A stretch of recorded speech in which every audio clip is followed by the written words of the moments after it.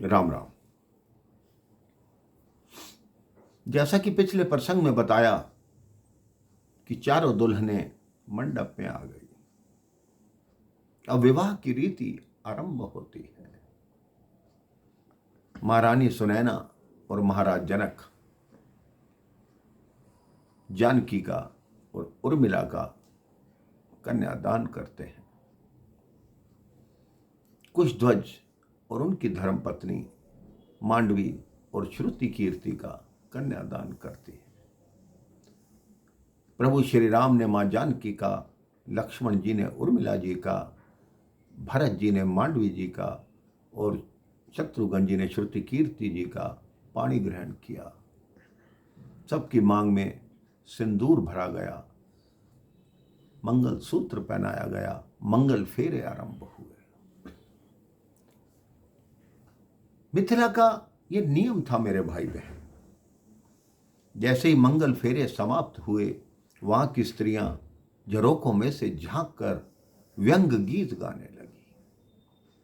लेकिन चारों भाइयों के रूप को देखकर जो गालियां अयोध्या वासियों को देनी थी, वो मिथिलेश को ही गाली देने लगी मिथिलेश ही गारी। अब वो गालियां मिथिलेश को देने लगी।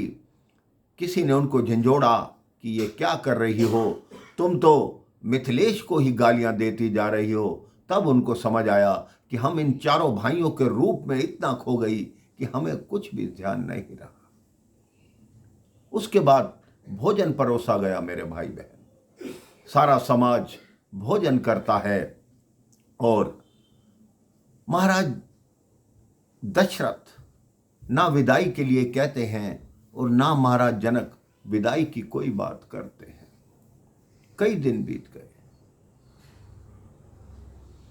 अब महाराज दशरथ ने ऋषि वशिष्ठ से कहा कि विदाई कब होगी।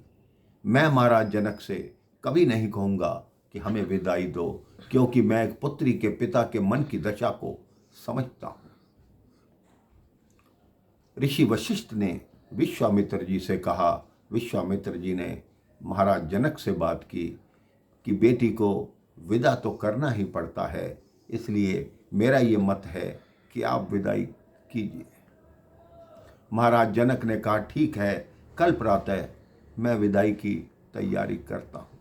सारे नगर में बात फैल गई मेरे भाई बहन कि कल हमारी पुत्रियों की विदाई है। जहां खुशी के बाजे बज रहे थे, वो नगर शोक में डूब गया। कितना भी पत्थर हृदय हो मेरे भाई बहन, लेकिन बेटी की विदाई के समय उसका हृदय पिघल जाता है। महाराज दशरथ ने चारों राजकुमारों को आदेश दिया कि जाओ, अंतःपुर में जाओ और माताओं से मिलकर आओ। अब चारों भाई अंतःपुर में जाते हैं।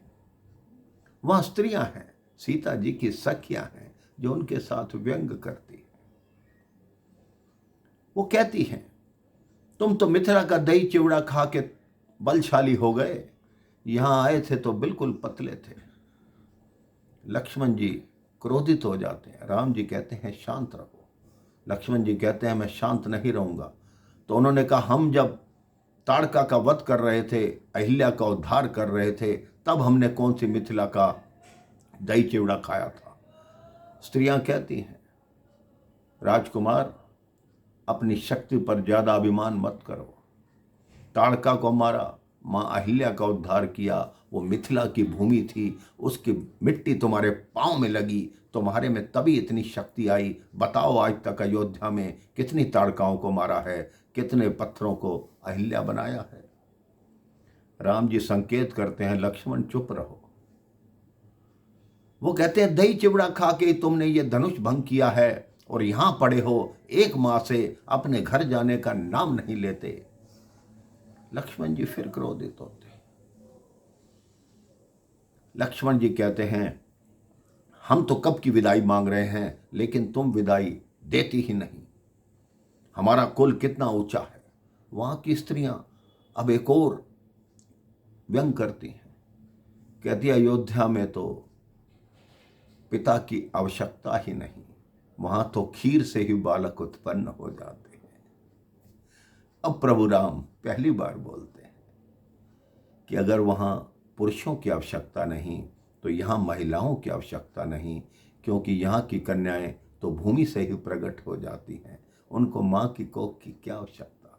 इस तरह हंसी मजाक में सारा वातावरण झूम उठता है। इसके आगे की कथा, विदाई की कथा, मैं आपको अगले प्रसंग में सुनाता हूँ। राम राम, जय श्री राम।